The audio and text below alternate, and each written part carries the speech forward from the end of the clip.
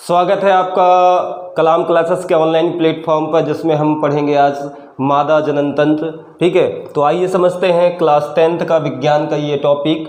ठीक है, जिसमें आपके सामने डायग्राम भी है और अपन इसको डिटेल में समझते हैं। मादा जनन कोशिका व अंड कोशिका का जो निर्माण होता है वो कहाँ होता है? अंडाशय में होता है।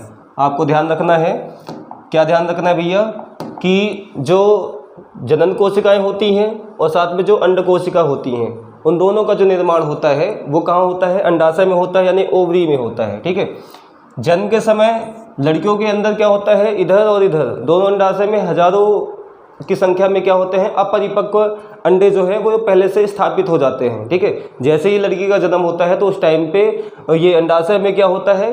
अंडाशय दो होते हैं। ठीक है, यानी दो जोड़े होते हैं, एक जोड़ा होता है कुल मिला के। तो दोनों में ही क्या होगा? हजारों की संख्या में अपरिपक्व अंडे जो होते हैं वो स्थापित हो जाते हैं। फिर जैसे ही यौवनारंभ की शुरुआत होती है तो ये इनमें से कुछ अंडे जो होते हैं वो परिपक्व होना शुरू हो जाते हैं और परिपक्व होकर शुरू हो जाते हैं, और ये साथ में यहाँ से निकल के कहाँ आना चालू कर देंगे? फैलोपियन ट्यूब की तरफ आना चालू कर देंगे। मान लीजिए कि ये है, इसमें से एक एक जो है वो परिपक्व हो गया, तो वो कहाँ से रिलीज होगा? यहाँ से। और अल्टरनेट निकल के आएंगे, हर प्रत्येक माह रिलीज होगा, हर माह रिलीज होगा। तो कभी इससे आया है तो अगले माह उससे रिलीज होगा। ठीक है, अल्टरनेट छोड़ के होते हैं। ठीक है, लगातार नहीं होते हैं एक से ही।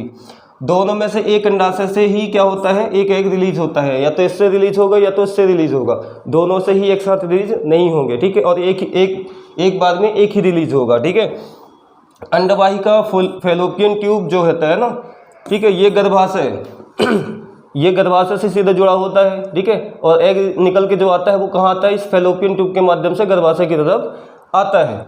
दोनों अंडवाहिकाएं जो है संयुक्त होकर क्या बनाती हैं? गर्भाशय का निर्माण करती है। ये जो अंडवाहिकाएं संयुक्त होकर ये सब क्या करती हैं? गर्भाशय का निर्माण करती है। ठीक है, अब समझते हैं मास्टरपेशन के समय जो होते हैं, स्पर्म जो होते हैं इधर से क्या करते हैं? एंट्री करते हैं।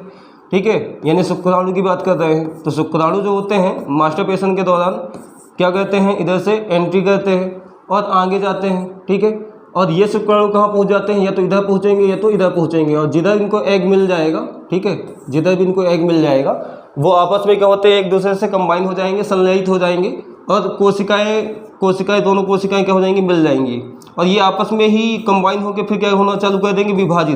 विभाजन के दौरान क्या होगा? फिर धीरे धीरे ये अंगों का विकास होना चालू हो जाएगा।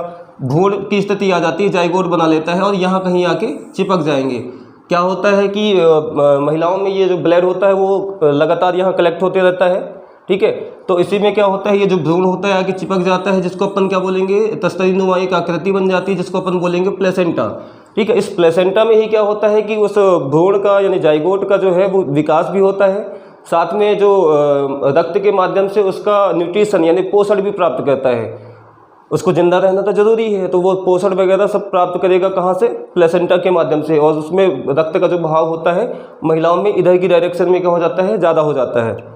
इसका जो वेस्टेज होगा यानी अपशिष्ट पदार्थ का जो निष्कासन होगा वो भी प्लेसेंटा के माध्यम से रक्त में प्रवाह कर दिया जाएगा, और वो फिर महिलाओं के माध्यम से मतलब बाहर कर दिया जाता है। ठीक है, साथ ही साथ आपको ये समझना है कि ये लगभग 9 महीने तक का विकास होता है। 9 महीने के बाद फिर क्या होता है? ये गर्भाशय के संकुचन के माध्यम से क्या होता है? इनकी जो पेशियां हैं ये संकुचित होती हैं, और वो जो बच्चा होता है वो जन्म ले लेता है। ठीक है, तो वीडियो पसंद आए तो लाइक करिए, कमेंट करिए और शेयर करिए। ठीक है।